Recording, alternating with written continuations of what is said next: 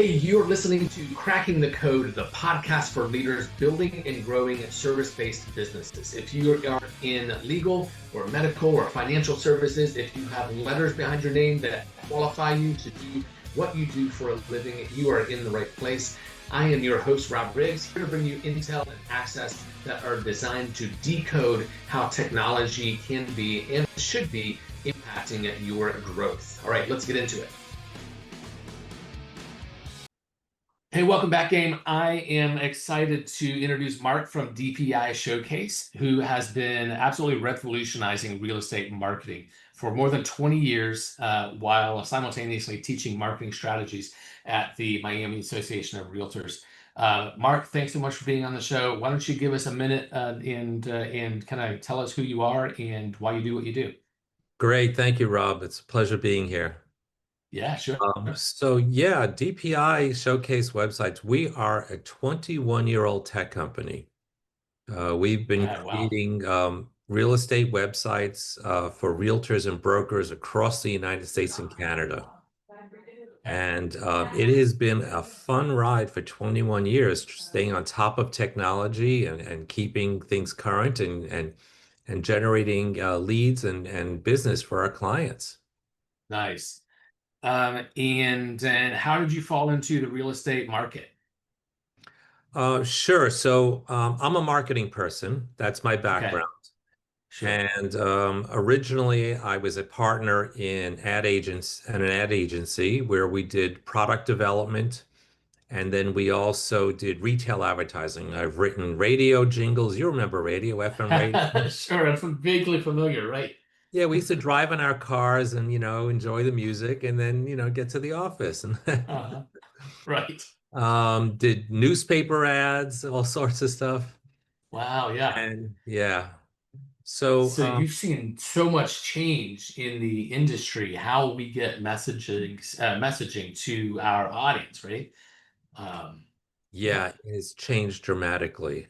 sure. Newspaper has really become, I don't want to say irrelevant, but it's more difficult. And then radio, everyone's got Spotify or Right. Sirius or something. So they're not listening to commercials. Yeah. And Um, TV has gone that same way, right? We're streaming everything. We're streaming, the music we listen to, podcasts, TV, movies.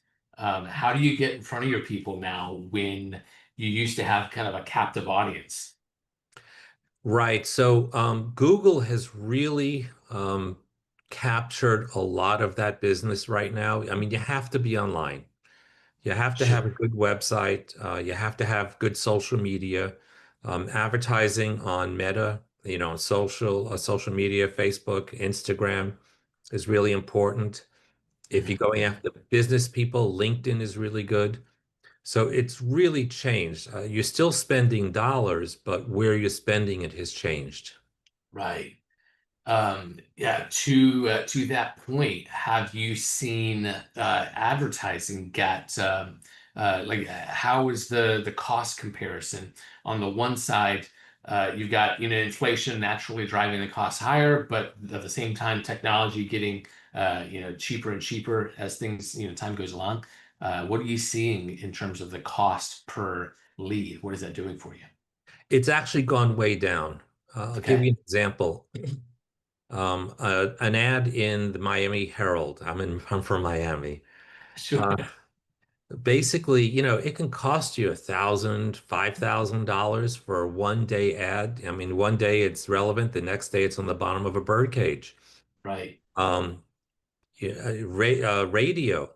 I remember buying drive time in the morning, and we were all shooting for something between 7:30 a.m. and 8:30 a.m. because that's when people were Hmm. stuck in their cars. Sure. And that would cost you back in the day $800 to $1,500 for 60-second commercial. Yeah. And then after that, it's just like gone. It's dead air. Right. And then you're hitting that multiple times within that window, right? So that adds up quickly.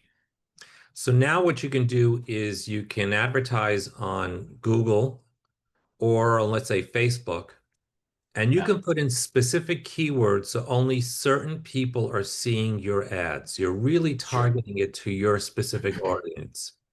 And Hmm. then you're spending 25% of the cost, 30% of the Yeah. cost, and you're getting better reach. Right.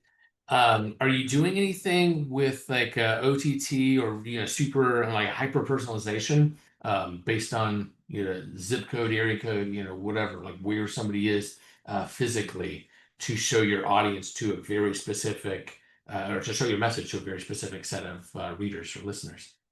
Sure. So for our company, we are not doing that because we're national and we have clients across the United States and Got Canada. it. So we're more Okay. abroad. But for our clients who are the realtors or brokers, we're doing specific marketing by zip codes. We Okay. just launched our first AI product called Leads.ai, where we take Nice. 5 zip codes, depending on what their farm area is, what realtors call it, the areas that they specialize Sure. in. Yeah. And then it starts pulling in leads of we think people who are primed to sell their property.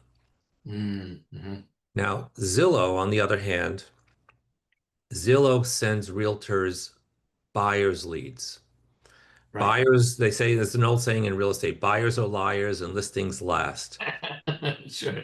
Uh-huh. Because you just get a buyer and maybe they don't answer the phone or maybe they're not ready or something like that, and or you don't answer the phone and they're in a rush because they found something that popped up and they want to get it right away before it Yeah. disappears. Call another Uh-huh. realtor.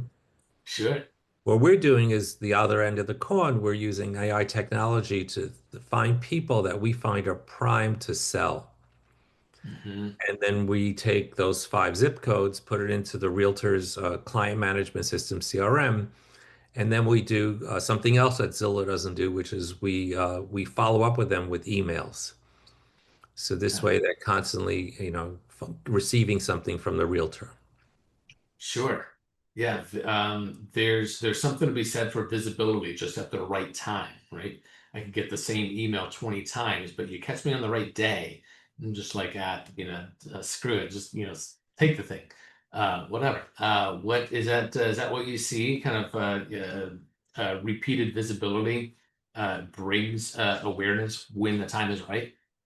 Absolutely. They used to have statistics when we were doing radio ads where you have to play that radio ad at least 6 times before someone notices it. Hmm. So it's the same thing. You just constantly have to stay in touch. I have Sure. I have this one company I use for printing T-shirts and other things like that. They're out of Texas, and every day I get an email from him. Yeah. And I don't need it every day, but when I do, I know that that email's coming today, and I can just click on it. Sure. So the old adage in marketing was that it takes 6 or 7 touches to or impressions to make that buying decision or to influence it. Today, I've heard that number go upwards of like 35, 37, 40 impressions that you need to hit. And that's where like you and I as marketers, we're trying to get to that number in as many different ways that we can platform Facebook and email and all over LinkedIn. How are you seeing that approach, and how are you advising your clients to be patient to hit that number? Sure. So the challenge with most CRMs is most of those programs are complicated, and realtors are not tech people, they're salespeople. They Right. like Yeah. being on the phone, they like showing properties, they don't have the time to go and learn something. So what we do is we automate as much as possible. Hmm. So for example, we place a blog article on each of our clients' website every day. Then we take that blog article and we post it into their Facebook and LinkedIn pages with a link back to the website. So that's Yeah. happening every day. And then we go every Monday and we repurpose the previous week's blog articles and turn it into an e-newsletter email. So now all their Hmm. clients are seeing that. So it's Yeah. repetition, repetition, repetition. That's smart. We we And then send you're out getting holiday.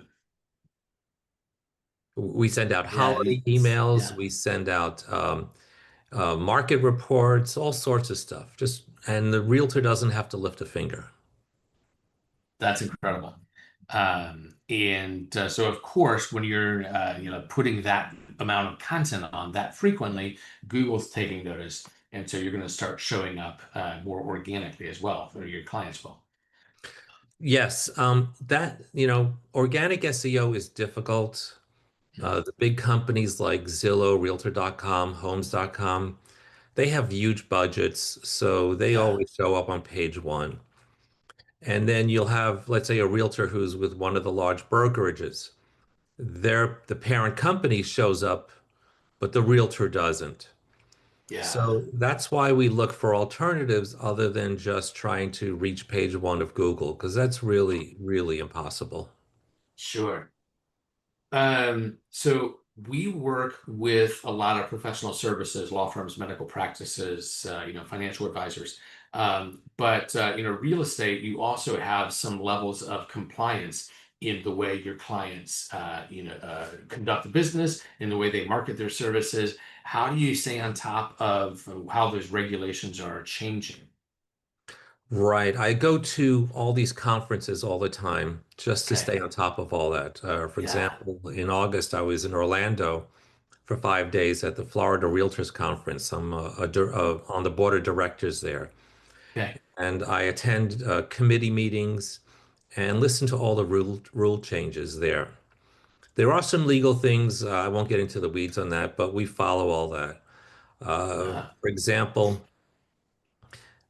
about 3 years ago, some attorney got all the email addresses of all the realtors in Florida, no. Yeah. and they send out mass emails saying your websites are not ADA compliant.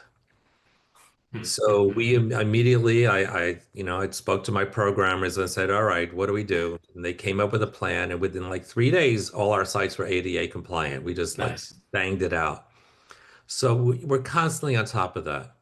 There's also a Mhm. lot of copyright issues as far as showing listings on websites. Yeah. And there's about 500 different real estate boards around the country. So we pick and choose which feeds we want to get, and then we're always compliant with their rules and regulations of how we show all those listings. Sure. And generally, you'll use MLS and IDX to integrate, show those listings. But cool, cool, cool, makes sense. Um, and then, is there are there other similarities between somebody who has to get licensed to do what they do for a living, from the perspective of my clients to the perspective of yours? What are ways that you are helping them stay in compliance? So realtors have to follow certain rules. There's set hierarchy and structure to becoming a realtor or a broker. Sure. You take a course to become a realtor, and then you take a test. And the course that you take is mostly math and law. It also teaches you how to take surveys, but that's another talk story. Sure. Uh-huh. Just as a side note, Four Corners, where Oh four yeah. states meet, right? Uh-huh. There's a whole monument there with a round circle with the cross where all the four states meet. Yeah. It's in the wrong spot. I did not know that.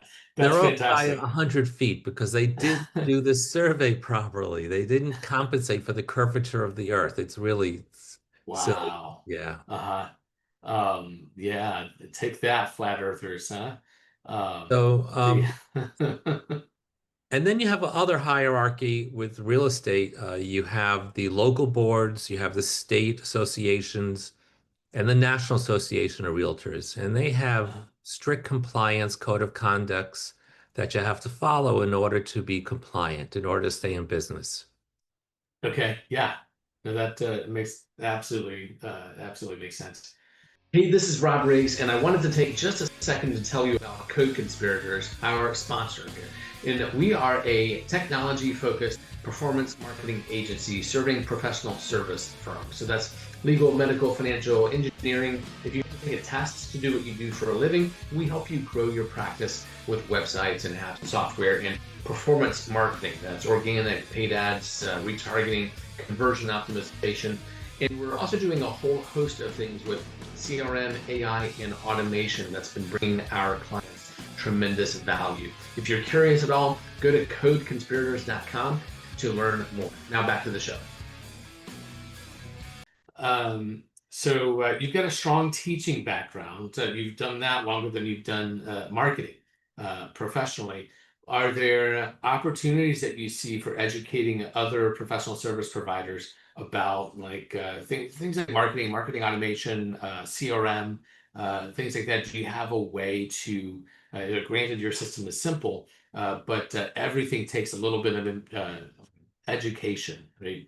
Log in here, click this, and then you've got your CRM access. How do you do that for non-technical people? Sure. I teach marketing classes to realtors, Yeah, and I write all the classes. And one of my favorite ones is surviving the first 6 months as a realtor. yeah, It's a it's gotta 3 hour be tough. continuing education class, and all they come in green as can be. They take the course, they take the test, they usually go, "Oh, I'm going to sign up with the biggest broker there is. I'm going to go with the biggest company." And Yeah, they're lost as can be. sure. And the first hour of the class, I go over organizing your business, how to do a business plan, how to Yeah. be a good salesperson, what's involved, what do you have to do, how to follow up with people. The third part of the class, I go into marketing, how to get your name out there. For example, in Miami-Dade County and our northern county, Broward County, which is Fort Lauderdale, Yeah. there are 80,000 realtors. Right. And brokers typically don't give out leads. And if they do give out leads, they're not giving it to the rookies. They're giving it to the Yeah, the high-powered realtors in the office. sure. So, you're invisible and you have to get your name out there and you have to do things. So what I do is I teach them daily routine of what to do in order to, get business. Hmm. Now, by and large, probably 85% of them just like throw their hands up in the air and go, "Wow, this is more complicated than I thought." I just thought, I'd show up at my broker's office, they'd give me some leads, I'd go and like bake some cookies or popcorn, show the house, Yeah. life is good. Uh-huh. But those people who roll up their sleeves and go to work, they're doing really well. Yeah, for And they sure. enter a new business where they're in business for themselves and they make a nice living and they control their own destiny. Absolutely. Nice. So I know you've built yeah, some AI, at least one AI tool, and with AI becoming more mainstream, how do you see that changing the landscape for anybody in business now, with their marketing needs specifically? Thanks. I spoke about that about 2 years ago at LA Tech Week when AI Okay. just popped and everyone's going, "What's going on?" And the room was packed. Yeah. So it's forming, it's still forming. Yeah. There's three basic parts to AI.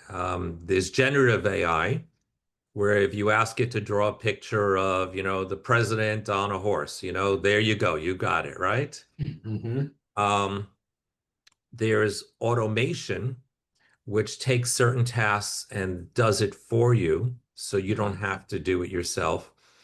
And then there's machine learning.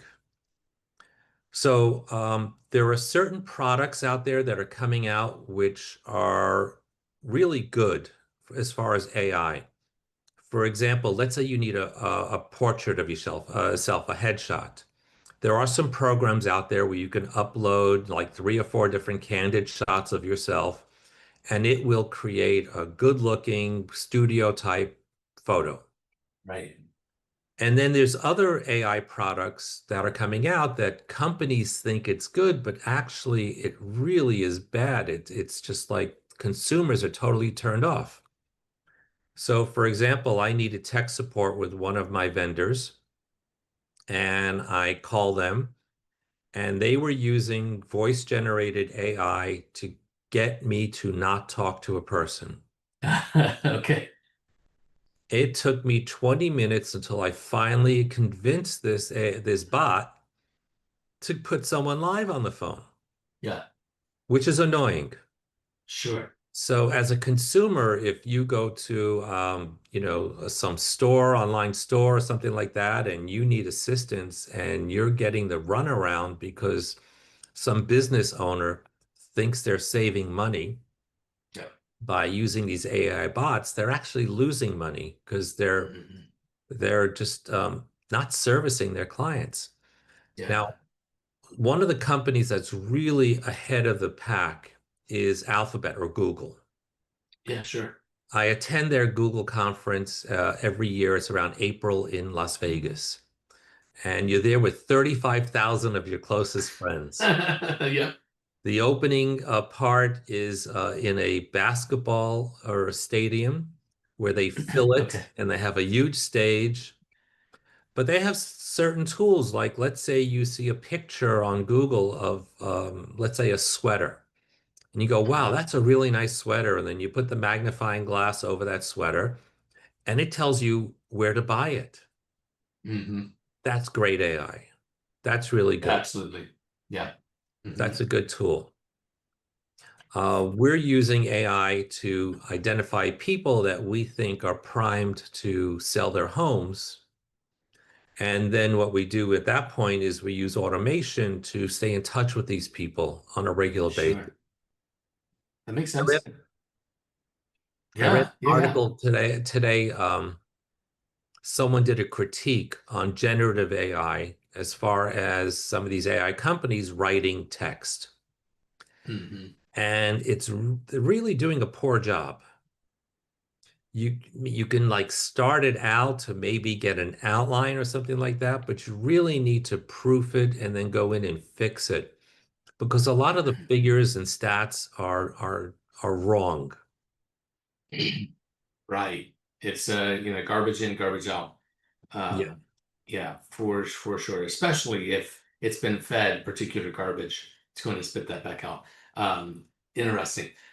What we find in our usual mantra is the human elements.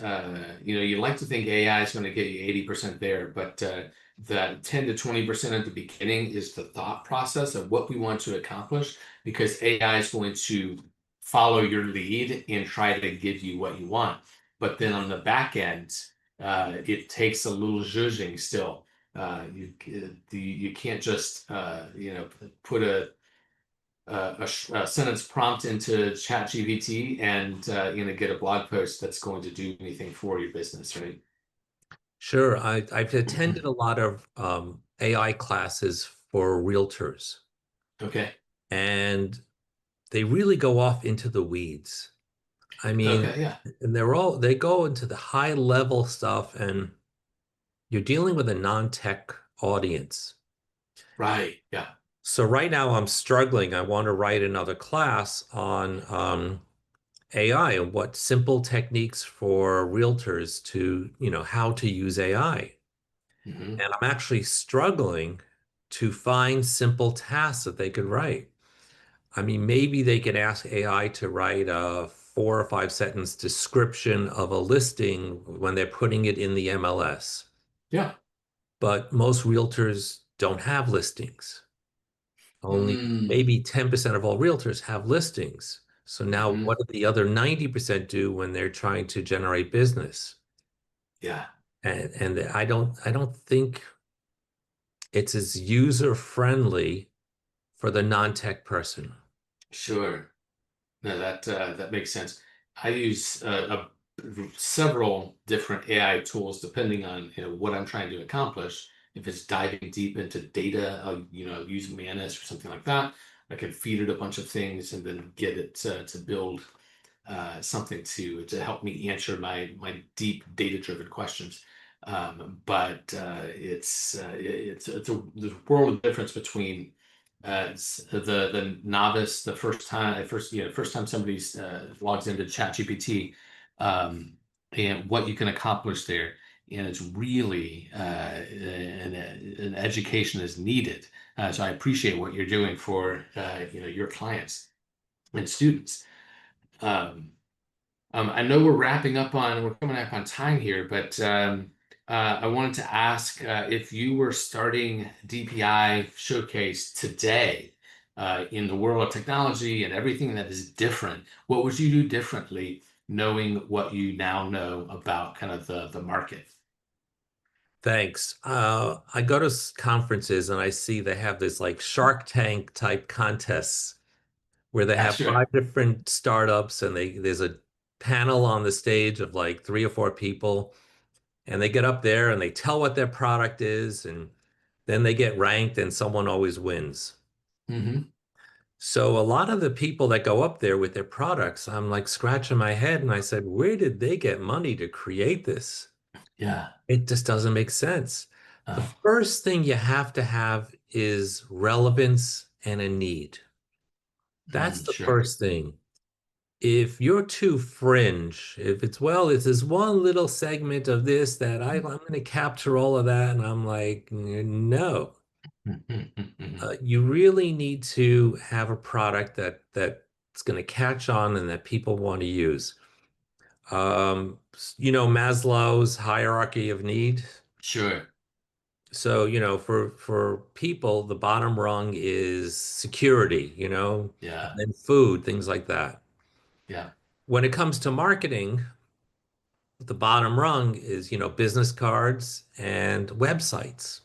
Mm. So, we're pretty down there on the list of Mhm. things that you need. Sure. But then you get these other people who come up with these non-relevant products. So the first thing you need to do is make sure you're relevant. The next thing you need to do is once the product is done, you have to get past production to make it relevant so you can attract VC money Sure. or private equity. So you do it on the cheap, work out of a garage. I mean, the founders of Google worked out of a Yeah. garage. Steve Apple. Jobs worked out of a Yeah. garage. Sure. So the bottom line is you need a garage. Right. Yeah. And then once you have the product, then you can start try to get it out there and try and attract any investors. If you can get family to help you get started, that's always better because the minute you get in with investors, you're beholden to them. Sure. We're very fortunate. DPI is 100% bootstrap. I Nice. have no investors. So, Hmm. we're able to spin on a dime. If I need to do something, we just do it. Sure. Cool. Well, Mark, this has been fantastic. What is there anything that you would like to have covered that we haven't touched on yet? Well, thank you for the time. It's been really a lot of fun being in the tech world for Yeah. 21 years. The Mhm. the trick is evolving, constantly evolving. You can't just sit back and go, well, I have something good and I'm just going to ride it. I've Sure. seen people wither on the vine when they do that. For example, 8 years ago, we redid our software from scratch.